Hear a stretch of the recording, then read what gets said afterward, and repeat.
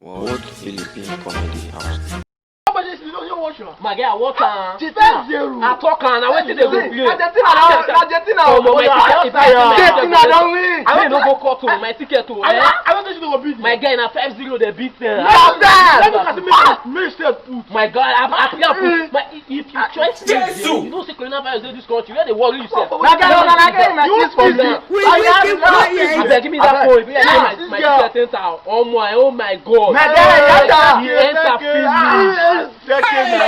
I hear me, but me. You can't go. How can they worry yourself? You know the virus.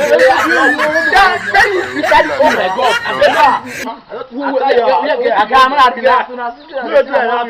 I bet stop that kind of stuff. Where they worry you? Oh my God. See.